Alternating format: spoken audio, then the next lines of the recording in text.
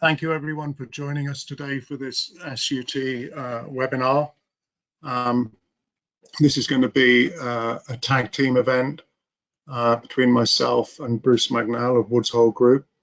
I'm going to talk in general terms about the UGOS program and specifically about the Gulf of Mexico Coastal Ocean Observing System project called GulfHub. After that, Bruce will be giving a presentation on one specific data set, which is the NTL data that has been ingested into GulfHub. If you have any questions, we'll do all the questions at the end of both presentations. And please, if you can just put your questions into the chat, then we will deal with them. I'd like to acknowledge Barb Kirkpatrick, Philemon Gaianilo, Kelly Nee, Bruce, Ben Williams, and Steve DeMarco. They're the kind of co-PIs on this project, and much of the work that I'm talking about here has actually been executed by them.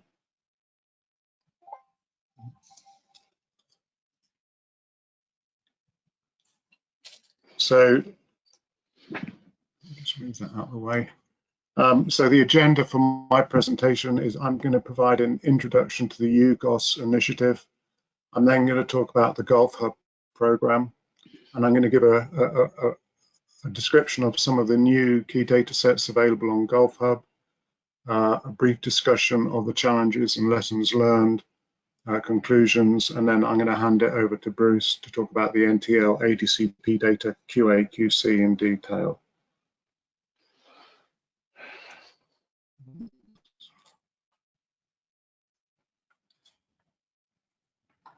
So an introduction.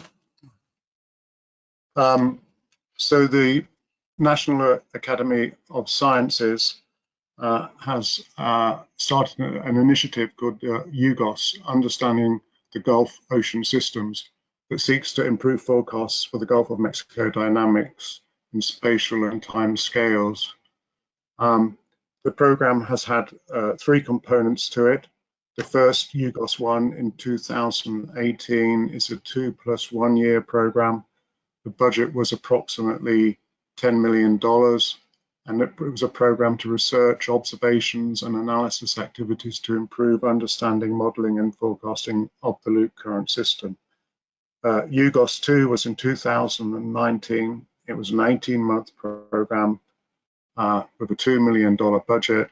And this was to support innovative theories and technologies that build on existing understanding of the dynamics driving the loop current system that could help to improve forecasting capabilities. And finally, the program that's still actually open right now and hasn't been awarded is UGOS 3. That I think the proposals are due this year. It'll be a 5-year program. It has a budget of $25 million. And the program focuses on proving the skill of sustained continuous operational forecasts of ocean dynamics for the reduction of risks in the offshore energy exploration and production industry in the Gulf of Mexico, particularly focused on deep water. Oops. So just on the UGOS 1 projects, just to give you a summary of what's happened on them, the first 3 projects were focused on installation of HF radars across the Florida Straits, across the Yucatan Straits, and also off 2 offshore platforms in the Gulf of Mexico. Those 3 projects are all proceeding, but have really struggled with getting actually people to site due to the pandemic. And so most of those systems are all ready to go and most likely will be installed this year. University of Florida has put in, taking the pulse of the West Florida shelf. They've installed a mooring on the Florida shelf to record and deliver real-time ocean currents. Pressure and current meters, this is the PIES installation that has been done by University of Rhode Island, and that is fully operational and collecting data. Loop current floats by Woods Hole Oceanographic Institute was the deployment of 12 Argo floats in the Gulf of Mexico. That's fully operational and acquiring data, and I think they've supplemented that with an additional 4 floats. The 7th study was a numerical modeling study. I think they're using 3 or 4 models and looking at long-term forecasting of the northern excursion of the loop current and eddy shedding. And then finally, informing the data compilation program to improve understanding, simulation and prediction of the loop current. This is what we have been doing and I'll be talking about today. And this project was to design, develop and deploy and maintain an information system to digitally compile, update and analyze and make publicly accessible physical oceanographic data in the Gulf of Mexico.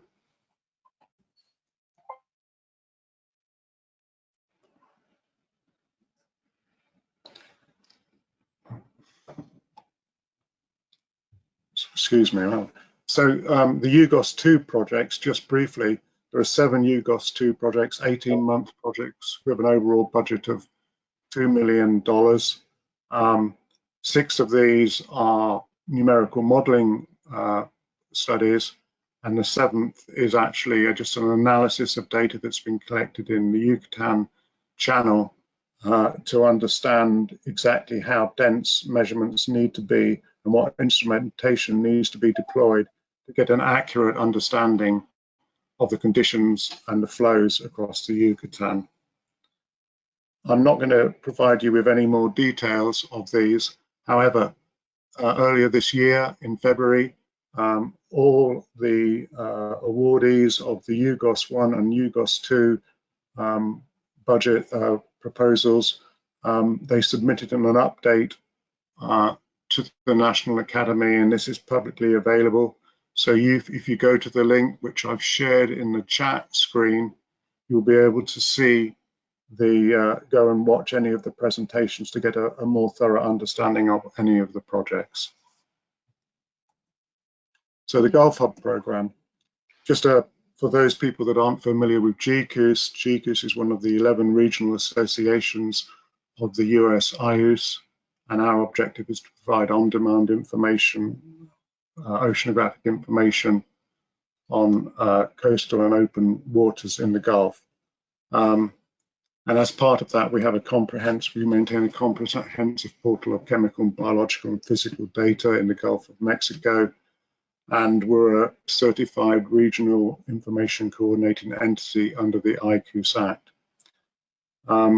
We integrate data from many different sources, including government, federal agencies, private companies, not-for-profits, and obviously universities.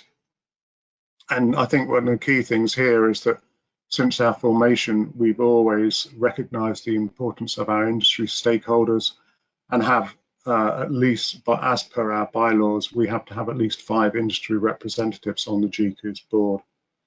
And we recognize the significant commonality between the UGOS objectives and GCOOS's, and we're fortunate to be awarded a contract by the National Academy in the design and development and deployment of an information system which we for the Gulf of Mexico Loop Current Data Hub, which we call GulfHub. And I think one of the essential requirements was conforming with community standards for formatting and metadata requirements as defined by NOAA, NCEI, and by IOOS.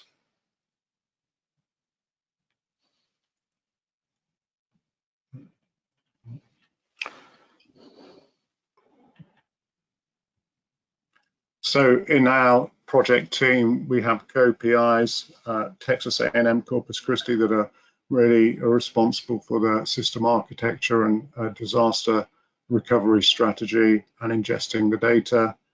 Tamu College Station, who are doing the gap analysis and have been working on the browser development. RPS Inc., who are responsible for the ERDAP implementation, metadata definition and ingestion and data analysis. CLS Woods Hole Group, who has been the provision of the NTL data, but they are also in year 3 adding additional data sources. Fugro, who have provided GUL, Gumbo, and again, quite a significant source of vessel mount ADCP data. And they've been working on metadata definition, data formatting. And finally, myself, Ocean Sierra, who's been doing project management, data discovery and outreach. So we've been, obviously collaborating with the other UGOS awardees and trying to make sure that we schedule our data ingestion to suit potential needs that they might have for data, particularly for the modelers who want to do CAL-VAL studies. But we're also working with industry consortiums, oil and gas companies, individual companies, and also the metocean contractors. And throughout the project, we've adopted the FAIR guiding principles: findable data, accessible data, interoperable data, and reusable data. So just briefly, this is an overview of the data flow of the GulfHub architecture, with all the data sets on the left-hand side coming in, being ingested and refactored. Then QC applied, and then net CDF files created with full metadata, and then them going on to an ERDAP server. And ultimately the data will go via GCOOS to NCEI. In addition, we've created a visualization browser tool to allow people to look at the data. So here's a few insights into some of the data sets that are on GulfHub. All these data sets have previously been proprietary or not been published. So I thought it best to focus on them.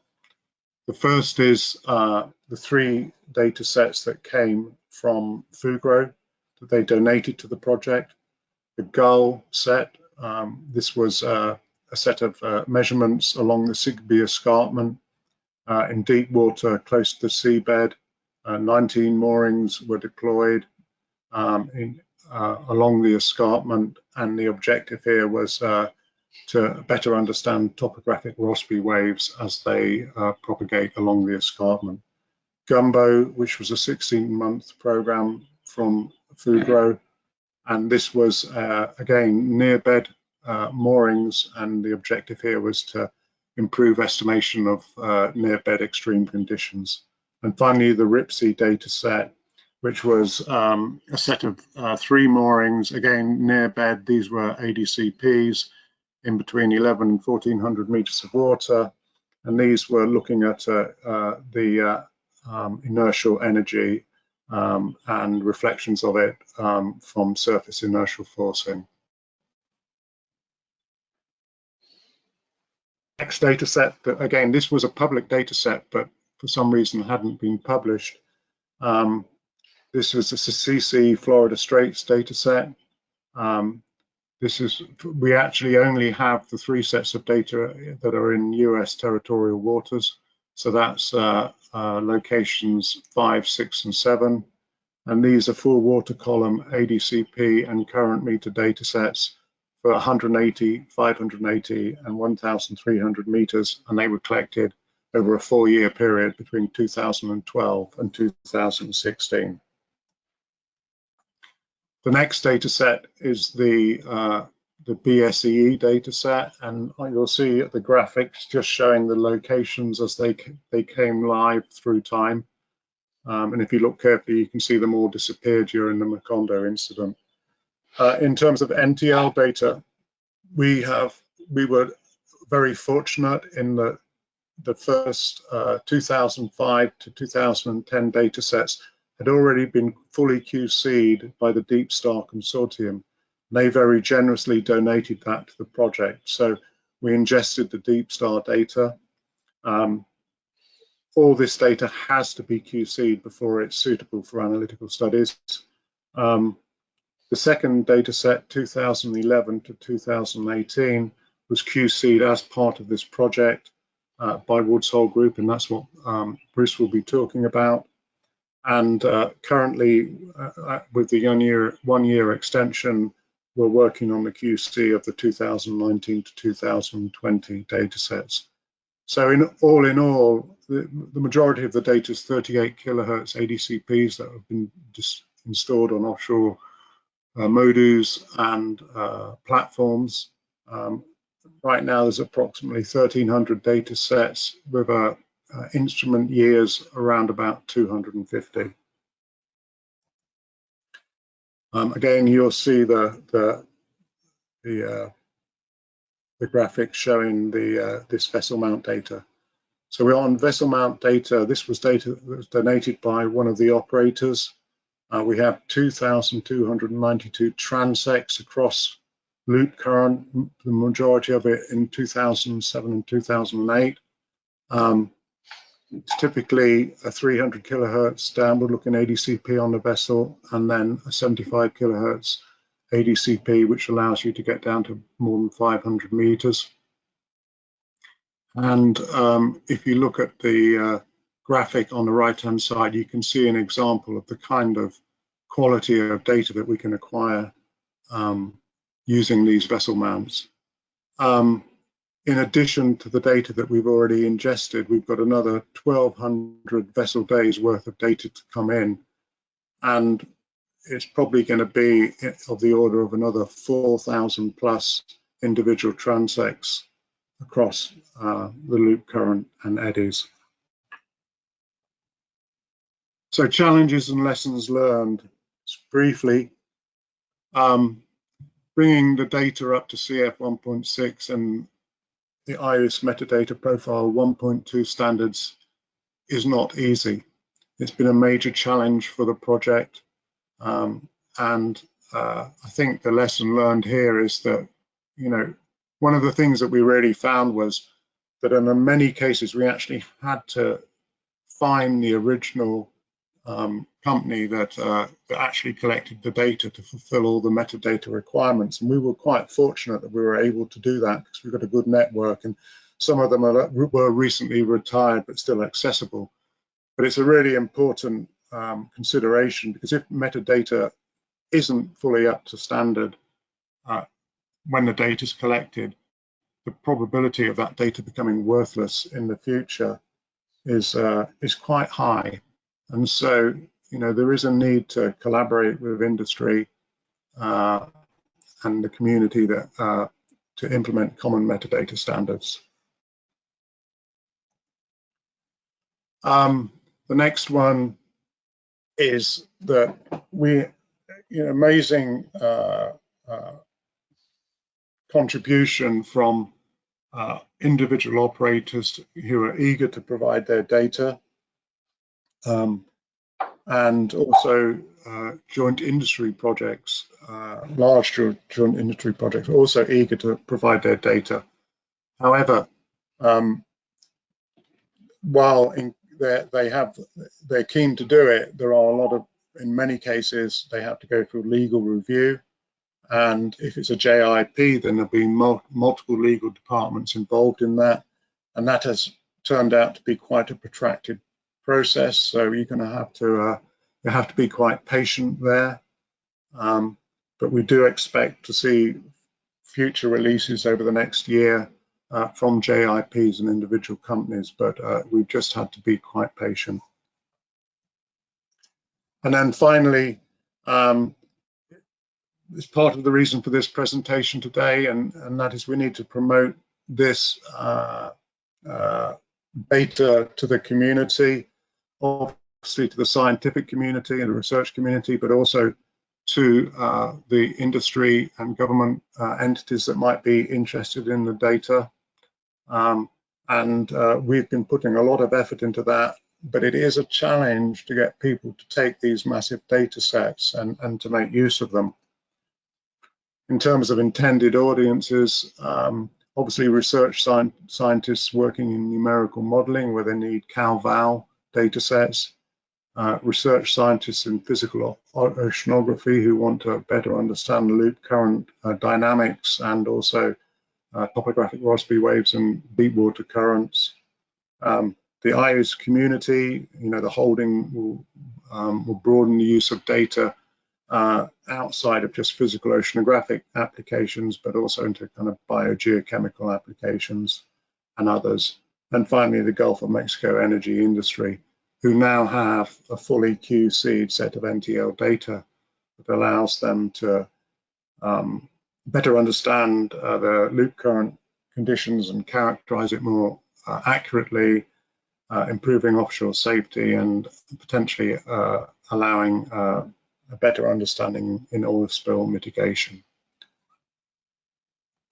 So in conclusion, I think we've demonstrated the benefits of the changing position of industry to share their data, and this engagement can release a lot, an unbelievable amount of high quality oceanographic data that's valuable to understanding the loop current system. And I think that throughout this, the long-term relationship that GCOOS has had with the Gulf of Mexico energy industry has really played a prominent role in making this project a success. Oops. So finally, I'd like to just acknowledge, of course, this research was supported by the Gulf Research Program at the National Academies of Science, Engineering and Medicine. And also a big shout out and thank you to the Deep Star Consortium and to Fugro, who have both donated significant quantities of physical oceanographic data to this. I'm Bruce Magnell. I'm with the Woods Hole Group, Incorporated, a private company now owned by a French company, CLS. And I'll be talking about the quality assurance screening of the NTL ocean current profile data in order to improve its accessibility and usability. Next, there we go.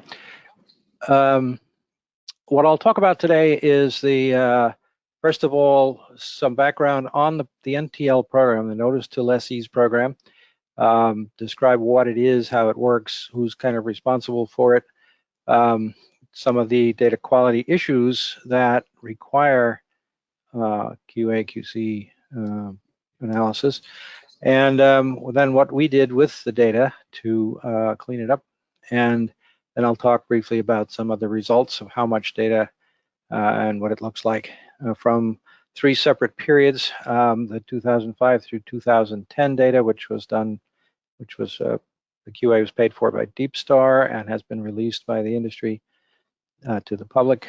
The data itself is all public, but it's in the form of raw 20-minute ensembles, current ensembles, and hard to access, and there are other issues with it.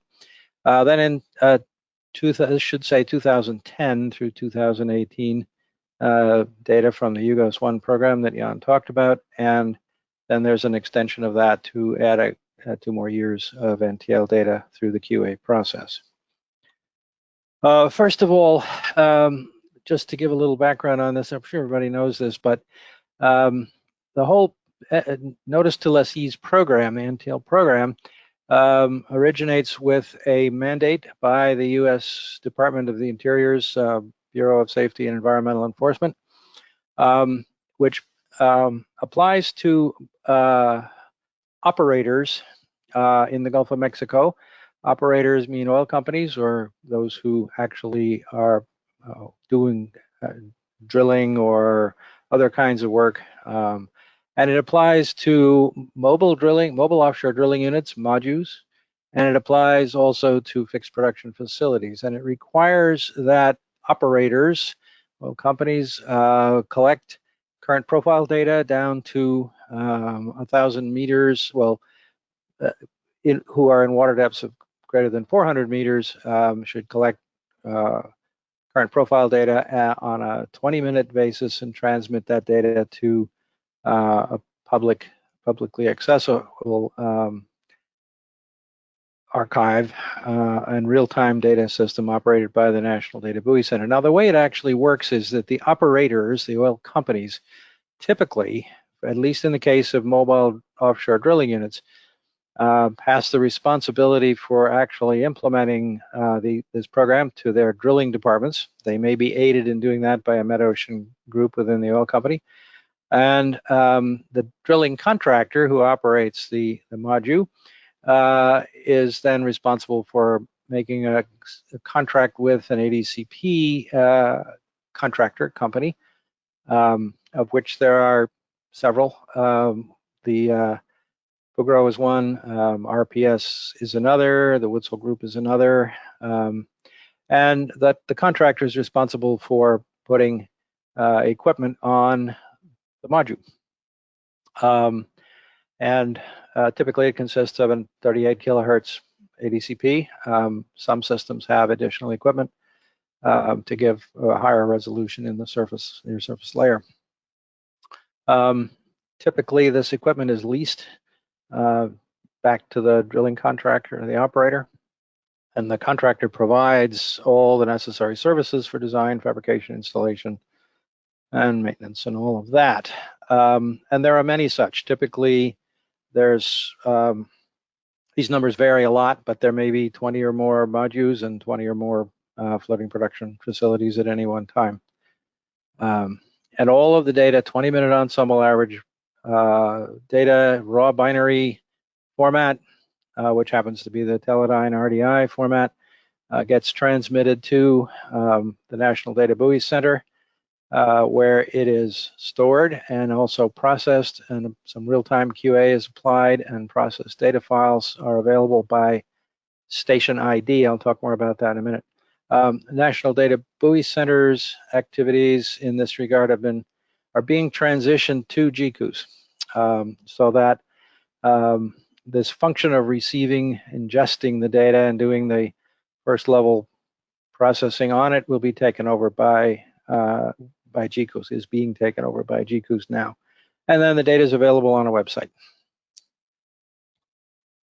Now, there's been a lot of work over the course of years to assess the quality of this data, and there's a number of different issues.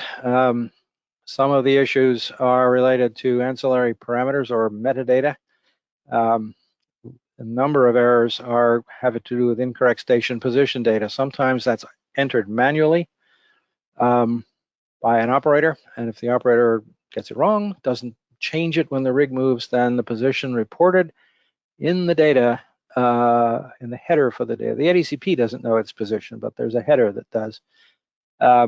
Another one is if the instrument's setup values, including especially pitch and roll, are entered wrong, that causes problems. And then sometimes there's heading information, compass data, or lack of compass data. Again, it's often a failure of system integrity. Within the ADCP data itself, there's always possibility for setup screw-ups. A common one is that one acoustic beam is turned off, but the setup continues to allow 4-beam solutions. The ADCP has 4 beams, but you could operate it with just 3, and that's often done if one of the beams is going to run into a riser or the platform itself. But this is an erroneous setup. There's a lot of potential for acoustic interference with false targets underwater, such as the rig or parts of the rig or risers or anchor cables or whatever. And then there's also heading data problems, especially for single wire systems where the whole system can rotate around in the water, and there can be issues with magnetic interference with the hull of the ship. Data telemetry is also a bit of an issue because for some reason these near real-time 20-minute current profiles are sent to NDBC and now to GCOOS over the internet from the rigs and platforms using FTP, but they do it in a broadcast mode. That is, they just blow the messages out. There's no file synchronization at all.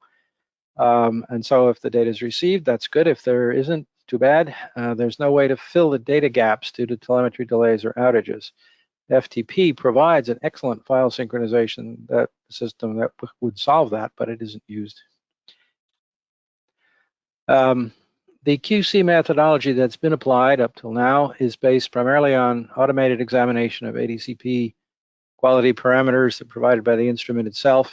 But the associated metadata, such as the location of the platform, the water depth, the other information that go to providing background for assessing the data, is not examined or screened in any way. So it's just taken as it is, whatever is sent from the rig. And screening is performed on a near real-time basis on a record by record. Every 20 minutes, there's no assessment of trends or attempt to assess whether oceanographic features are present. And some key properties of the ADCP data are not well examined, particularly echo intensity. The real-time data process could be substantially improved if more information were available, including water depth, distance to false targets, and sea surface. Data accessibility, one of the big problems there is that NDBC assigns ID numbers, 5-digit numbers, always beginning with 42 in the Gulf of Mexico, to each measurement platform. And the process data are organized as time series for each ID. Unfortunately, the IDs are assigned to modules which move. And so a process time series record from a given module may contain data from multiple measurement sites, and breaking it up into actual measurements at a place, at a particular place, isn't done by the processing. Now, what we do with it is we start with raw single ensemble binary files, and we split the data into what we call station deployments. That is, an ADCP system deployed at a particular location. Rigs move around a little bit, but from an oceanographic point of view, within a couple of kilometers is considered to be a particular location. And we check for the position of that. We verify the station position using external data sources, including commercial operation rig logics and the BSEE borehole logs. We generate quality flags for each parameter based on thresholds. Talk about that later. And then we write all of this information into files, including the metadata. And we have gone to great lengths with RPS and others within the GCOOS program to define how metadata for this type of data should be defined. It's not the standard data collected by an academic institution. And then the data get forwarded to GulfHub and are put into the database in the form of netcdf files. The time series for all of these things are reviewed by an oceanographer, and we generate a final mask, and then we go and check against external data sources. The kind of things we look for in terms of our automated processing, first of all, we look for rig positions and see if the rig is moving. If the rig is moving for whatever reason at a high speed, or if it moves too much, then we say that's not good data. Sometimes rigs actually move with the ADCP in the water, and of course the ADCP itself knows nothing of that, so you get very suspect velocities. We insist on looking for an adequate signal to noise ratio for the measurements, and the ratio and the echo intensity must decrease with range. This thing is actually an echo sounder after all, and so you send out a pulse and it goes out in the water, and you look for time sliced backscatter echoes, and by definition the amplitude of those must decrease with range. If they don't, if you don't see that, then you're not really looking at true backscatter data. There's a parameter the instrument defines, which is error velocity, which basically compares the speeds between opposing beams on the 4-beam instrument. And we look for various conditions of echo intensity. If it's too low, it's bad. If it's less, really bad. If it's less than 50 on the scale they use, then it's suspect. Correlation magnitude measures how well the instrument is detecting the coding on the pings that it sends out. And so we have criteria for that. The instrument takes multiple pings within a 20-minute ensemble, and if the instrument rejects more than a certain number of them, the data is bad. And so we have criteria for that. And of course, we also have criteria on current speed itself. We have tools, software tools to do this. We have a way to apply masks to the data, and we can apply that by depth. This allows us to trim the bottom off a profile, because almost always the profiles begin to get current profiles get very noisy at extreme ranges, and the data quality is not very good there. So you might want to trim it at the end. You might want to trim it at the beginning and the end of an instrument deployment, because sometimes the actual record begins before or as the instrument is being deployed, and the data quality, it just needs to be trimmed at the ends. And then sometimes there are specific bins that you might want to blank out because of interference, let's say acoustic interference with structures below the water. And then you can create custom masks, and you can choose to look at the data after applying these various flags. And so you can go in an iterative way with this software and look for, apply masks at various levels to echo intensity, signal to noise ratio, correlation magnitude, percent good pings, current speed, etc.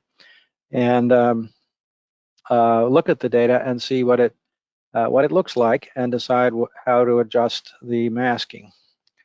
And once you're done, you save it and you go away. And that's done for each record, each station deployment record. Here's an example of what it looks like when you make plots of things like this one is echo intensity. These are the flags for echo intensity.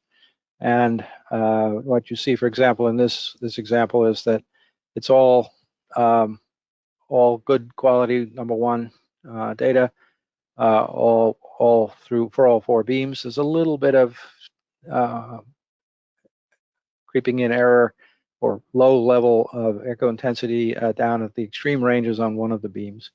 Signal to noise flags show a pattern, however, here. It's interesting that this one showed something only in this last section of the deployment. And when you look at signal to noise ratio, you find the same sort of thing. There's something very different about the end of this record. And but the correlation magnitude doesn't show it. The instrument can sometimes, often will produce what appears to be good data and say so, even though there's some kind of an issue. So we look further into things like this. Here is that same data, and you can see here some examples of what happens. This is what you're looking at here is plots of depth versus time with color coding of intensities, color coding of the values, in this case ranging from near 0 to 200, just arbitrary scales for echo intensity, and the various beams, beam 1, 2, 3, and 4. And you clearly can see from looking at this that they're actually, in this particular record, as it was received from NDBC, there are 3 actual deployments involved, which you can tell because of the fact that the bottom echo, which is in this first one, is this bright bar here. That's the seafloor showing up in the echo intensity, just like an echo sounder. It is an echo sounder. But later in time, whoops, it's not there anymore. It's now down right near the bottom of the range, 1,000 meters. And in this third segment, it's not there at all. So clearly, there were 3 separate deployments of this instrument. And yet, when we look at the position data, this is latitude and longitude reported in the instrument header for this particular record. They're all the same. So the rig moved, and they put the instrument in a different place and didn't bother to change the information in the header that's sent to the government. So that's an example of a wrongful position, and there are a lot of them. in looking at the echo and other quality parameters provided by the instrument, a lot can be learned. In this case, we see a particular record, and it shows that for one of the 4 beams of the instrument, there is something different from all the others. At 200 meters, there's something more reflective than the other beams are seeing, probably a riser or something of the sort. All of the instruments, and this is very typical, show a maximum or a local peak in echo intensity around 500 meters. That's due to biological activity in the water column. It's backscattered more at that depth, and then as you approach the bottom, you begin to see increased echo intensity, which reflects the reflection from the seafloor. The correlation parameter, which is a primary quality parameter, is looking good. High, that is, well down past the maximum here, but then it begins to deteriorate down here, and the error velocity, which is another measure of data QA, data quality rather, is very low, as it should be, down to 600 meters. Then it increases to some level, but then it kind of goes crazy after that. So we conclude from this that really this profile should be cut off for good quality data substantially above 800 meters. And here is what happens. This is an example of how we use the software to do the cleaning and screening, masking of the data. This was the original data, and you can clearly see that in this case, below about 600 meters, 650 meters, the current direction data goes to hell. It's just all noise. Even though this current speed data seems to be more or less reasonable, that is, it's low, there's some evidence of something going on here. And so in the process of cleaning up these data, we simply whack it off at a certain depth. Otherwise, it looks okay. And so this is what a cleaned up data set for this particular set of records would be. There's evidence of acoustic beam interference in a lot of cases, particularly on fixed production platforms. In this case, this particular thing, I think this is Holstein. One of the 4 beams, in this case beam 4, is contaminated. You can see the echo intensity is very different for that one from the other 3 beams. And yet the instrument was set up to allow 4-beam solutions, but a 4-beam solution involving a acoustically contaminated beam is no good. And so we go through and we look for, this is percentage of good solutions. Percentage of good 4-beam solutions is only found up to about 300 meters. 3-beam solutions are also good, are apparently found at a mid-depth region, but that's false.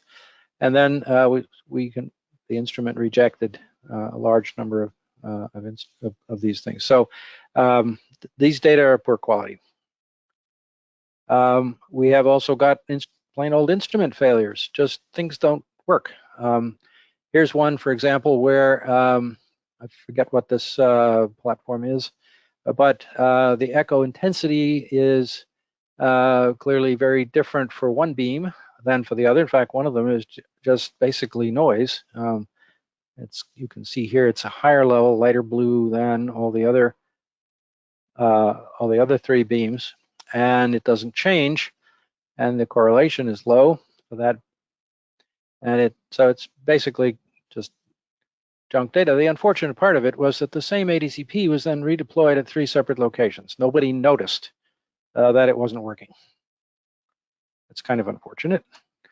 Another one has to do with how the instrument is configured. In some cases, particularly on fixed production platforms, the instrument is tilted substantially so that there is less acoustic interference between the beams of the instrument and the structure itself, particularly on spar platforms. And so the instrument is tilted like 30 degrees, and the instrument can deal with that and figure out how to get current profiles out of that. However, if the operator doesn't correctly enter that value in the instrument setup parameters, it screws everything up. Here's an example of how you can see that in the data. We look at the echo intensity, and we see that the echo intensity profiles, particularly for beam 3, are way different. And clearly this can only occur if the instrument is tilted a lot, but it's not indicated in the data itself. The heading, pitch, and roll are all the same. And so that's bad data again. And we can look at positions and check the positions against, this is the position as reported by the instrument. We get independent position information from other sources, and we can see how far away these positions are. Sometimes the independent information is not correct. In this particular case, the rig logic data hadn't caught up apparently with a rig move because it shows a distance of 400 kilometers. That's not right. But the BSEE borehole data, which is likely to be accurate but often delayed a little, is only 1.5 kilometers from the nominal position reported in the data, and that's fine. So we go through and we look at all of those parameters. Everything has to be checked. We also compare the time series against external information where we can, and one of the things we can do is to compare current direction measured by the instrument against current direction that we can infer from strong current patterns like the loop current itself. So we attempt to look for times when the instrument position, which in this case is shown for this particular rig as this little red cross here, we show that against the position of the front as revealed by frontal analysis, and we determine when the point of closest approach was, and we look at that and see, well, is that close enough to make a comparison between the current direction. In the loop current, the current direction is basically going to be, whoops, back boy. It's basically going to be parallel to these, to the frontal, to the front itself. And so we could make a comparison. In this case, we can't because it's well outside, the NTL data position is well outside the loop current, and there's no reason to expect any correlation between what we measure here and what we see from the loop current. On the other hand, when we have a good case, here's one from 2015. The frontal analysis showed that a loop, or almost separated loop, was present and actually got right to the NTL data position location. And at that time, which was the best approach, was on 29th of April, which is right in here, and we can see that current speeds were pretty high at that time, not the strongest you'd ever seen, but the direction shown by the instrument and the direction inferred from the orientation of the loop agreed rather well right in there. So we concluded there's nothing wrong with that instrument. The reason we do this is we have seen instruments mounted incorrectly on either fixed mounts or on rotation controlled over the side mounting platforms, so that the typical thing is that beam 3 is supposed to be oriented in a certain direction relative to the platform, but if it's not, it gives an error of 90 degrees, and people are supposed to know that or control for that. And we've seen cases where errors like that went undetected for many deployments. So we do what we can with this. It's not always possible to do this, but that's what we try to do. So this is an example of a good one where we had a case where the separation from the front was near zero. The agreement of direction was excellent, so we conclude nothing wrong with that data.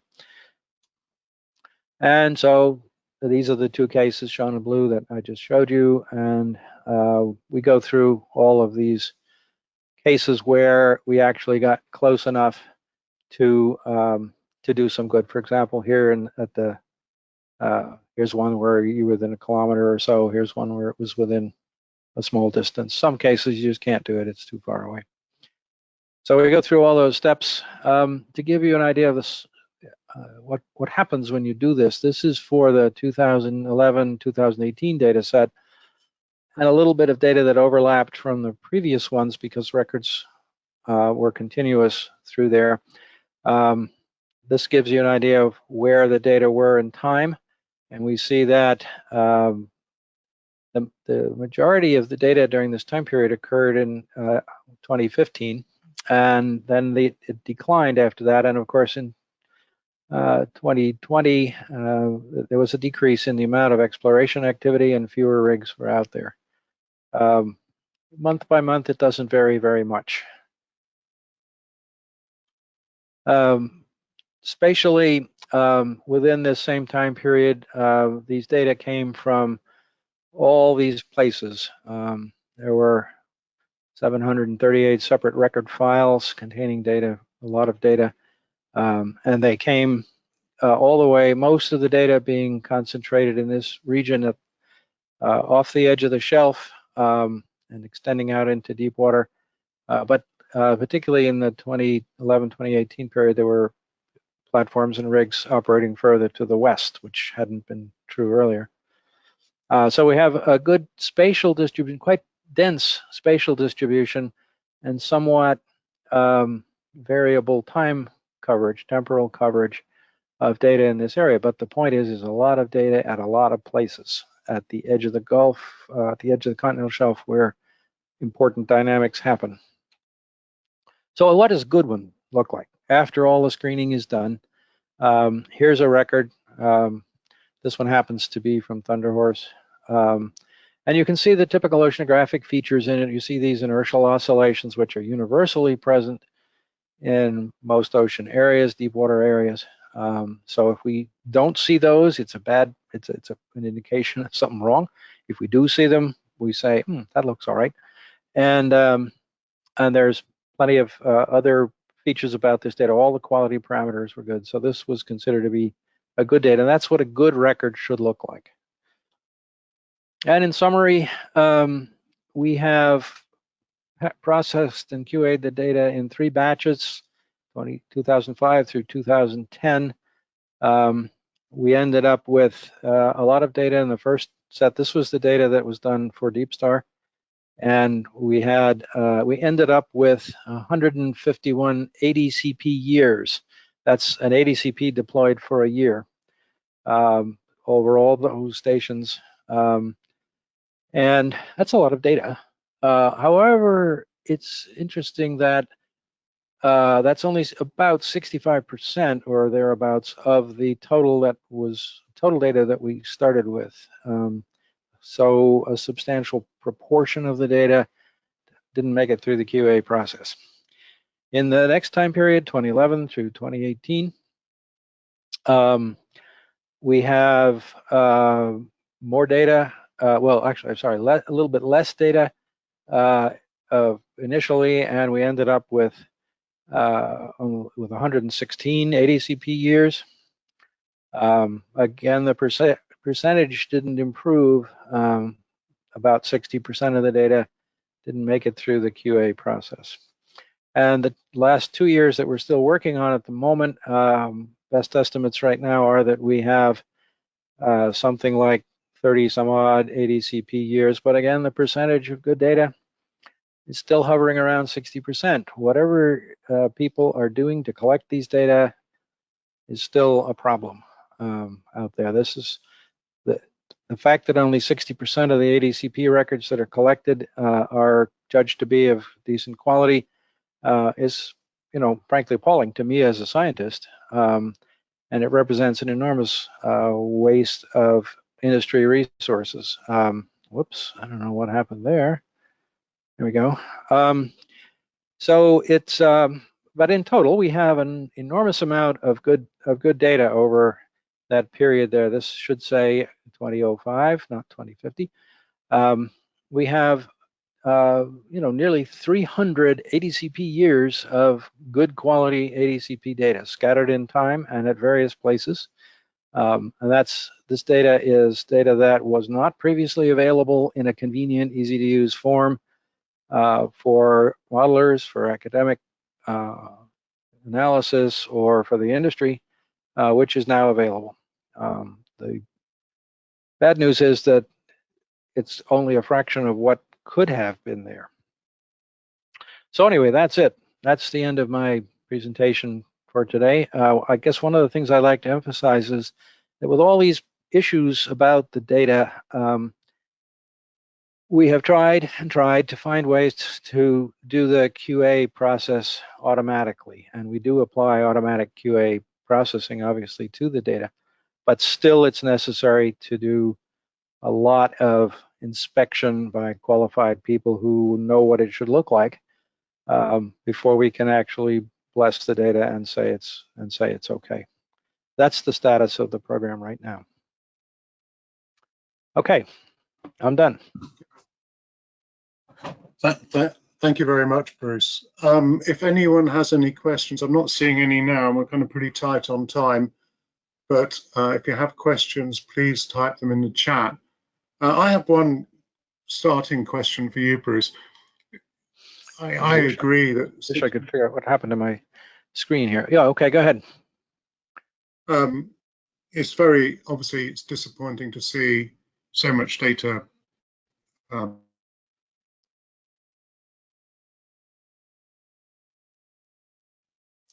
Hey, Jan, you cut off.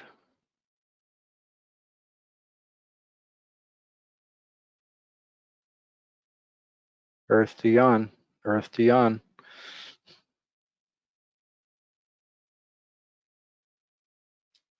So will we get him back? I sent you a question to the chat.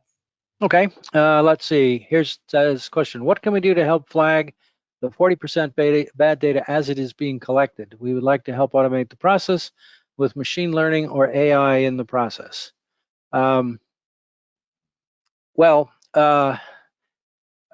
of the 40% of data that's not being accepted through the QA process has to do with metadata, erroneously entered by the operators who established the metadata on the rigs. The best thing that, ultimately what should be done with this, I often call this program the headless data monster, because there is no principal investigator. There is no one person who is responsible for data quality anywhere in this process. Individual rig operators are responsible for contracting for the data, and the contractors are responsible for getting bits and bytes flowing to NDBC or to whoever is receiving the data. But there's no program at all and no requirement, actually, other than a general requirement from BSEE that the data should be of good quality. But nobody is responsible for checking it. Nobody is responsible for looking at it. As with any operational data collection program, the first thing that ought to be done is to establish a set of standard operating procedures by which the people who collect the data, look at what they're doing and document it. There's no documentation either at the moment. So there's that. Then the other thing is, I think that within the real-time automated QA, the QA was based on the CARTOD formalism, which was designed for moored instruments used by the academic community largely, and it does not pay attention to important parameters that the ADCP has, and which may have a good effect on quality. The echo sound, it's an echo sounder, and you have to look at the what the echo is telling you. It's seeing things in the water. Sometimes it's seeing risers. Sometimes it's seeing other objects. Sometimes even an ROV gets in the picture, and obviously that screws up the data too. And so looking at the echo intensity, which can be done in real-time automated QA, but isn't being done at the moment. The only thing they use the echo intensity for really is to see if they can detect the bottom of the seafloor, and that should be, intelligently that should be addressed.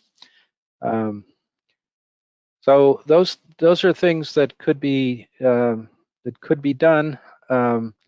There's inevitably going to be some issues with this because these data are not collected on freestanding moorings out in the middle of the ocean where there's no other sources usually of interference or problems. When you put an ADCP over the side of a rig or a platform, there's a lot of things that can interfere with it. So there's probably not going to be any way to reduce the QA rejects to 0. But there's a lot that could be done, and it could be greatly improved if there was a systemic approach to data QA. Bruce, I apologize. I got disconnected somehow. Yeah. Can you? I have a question for you. What is the primary cause of data rejection? Is there one specific thing that could be addressed more carefully by the operators that would, vastly improve the amount of data that was available? Well, the one that stands out the most as being one of the most egregious errors is the continued errors in reporting the position of the instrument when the data, or the rig where the data was taken for the mobile rigs. Fixed rigs, we know where they are. There's no problem with location for the fixed platform, but the MOJUs move, and unfortunately, the systems that are deployed out there, the information about position is entered into headers. Now, in some systems nowadays, there's real-time GPS data or the data from the dynamic positioning systems that gets put in there, and you can easily detect that, and those data are accurate. But too many of the systems still do not use that, and we still see repeated errors of position. So that's one thing. But the other one is these various instrument setup errors, and instruments put in tilted, but nobody paid attention to that fact and told the instrument it was not tilted, and of course the data then is crap. So there's a whole raft of issues connected with instrument setup, doing it right, and documenting it. That would be helpful. The other thing is, of course, that if somebody actually looked at the data when it was going in and there was some method of correcting errors, that would go a long way to improving things. Right now, with the way it was done, is that there's no mechanism whatsoever for errors to be corrected or even to be flagged, really, aside from what NDBC's real-time processing detected. So there's a lot that could be done, but it would require a sustained effort on the part of all of the people involved in this. The government sets the mandate, and they require good quality data, but there's no mechanism there for enforcing it. The industry, the responsibility throughout the industry is diffused among many companies and many operators and many ADCP contractors. And some standards should be nice. That would be a good thing. So there's a lot, and we've always advocated that the industry and the government and the contractors should get together and figure out what would make sense to do. They're spending a huge amount of money. A reasonable estimate is that more than $50 million has been spent by the industry as a whole on this program. And so to see that only a fraction of that produces good quality data is kind of appalling, and represents great waste of money. I think you've pretty much answered most of the questions I've seen through that answer. There's one question that popped up here was, what are your program goals? What would be acceptable data levels? Well, it's not my program exactly. NTL is not my program. If I had to guess what would really be acceptable, I would think that we ought to be able, with proper standard operating procedures and quality measures, we ought to be able to get to 80% or better. Yeah, I think that would be a good goal. Yeah.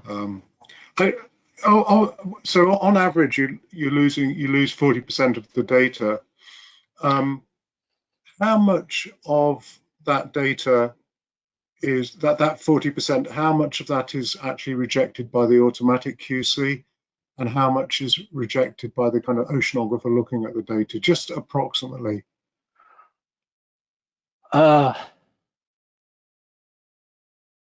Actually, much of that is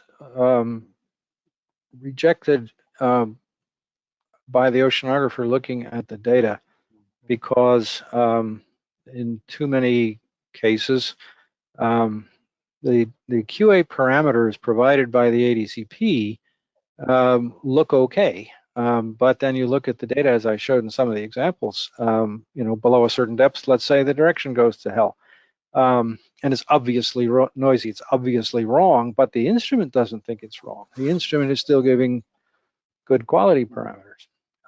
So that's where we go in and we trim, we whack it off. And also at the beginning and ends of data, there's a lot of whacking that goes on there. And then within the data sets, one of the big issues has always been interference, acoustic interference, where the beams are reflected off of something other than little particles in the water, the backscatter that you're looking for. And the only way you can see that is, again, to look at the echo intensity and the other data and say, oh yes, that's acoustic interference, and mask out those bins. The instrument doesn't do it. Not very well, anyway. One question that has been asked, and you might have already answered it, Bruce, because I had, my line dropped. Did you talk about the regulatory ramifications for an operator supplying bad data? I didn't get into that at all. First of all, there don't seem to be any regulatory ramifications. All the ADCP contractors I know try to do, a good job. They try to put the systems in and do the thing the right way. But there are countervailing forces going on here. The operators and the drilling contractors want the cheapest possible solution, and they're not willing to generally pay for QA programs attached to this. They assume that the data is going to always be of good quality. BSEE did not set up any kind of mechanism or reporting structure or anything other than a statement in the notice to lessees that the data should be collected with good quality. And so there's no real incentive and no mechanism for ensuring data quality. If a principal investigator were doing this, the principal investigator would take care of all this stuff. The principal investigator would know where the instruments were deployed, right? And he would be looking at the data quality, and he would make sure that everything was done correctly to get the instrument, because he needs those data. It's part of his career. Here, there's no overall principal investigator and no quality assurance mechanism. Okay. All right, you've heard my rant now. Yeah. Okay. Well, we've gone over 10 minutes on time, and I think we've largely answered all the questions. Thank you very much, Bruce. I think it was an excellent presentation. Just to remind everyone, I've posted in the chat the links to the National Academy presentations on all the UGOS 1 and 2 projects, and also a link to GulfHub, where you can go and investigate and browse these data sets. Thank you very much to everyone for attending, and I think that's the end for today. So if I could just make one last comment. We talked a lot about problems and issues and stuff, but the reality is that there's an enormous amount of very good quality data from a densely spaced array covering long time periods as a result of this. We shouldn't focus on entirely on the problems. We should look at the value of these data for users, for model validation, and all the other things, because there's an enormous value in these data. Okay, thanks very much, Bruce, and thank you to everyone for attending. I hope this has been insightful and useful to you. Thank you indeed, everybody. I hope you will attend future SUT webinars. Thank you very much. Bye-bye.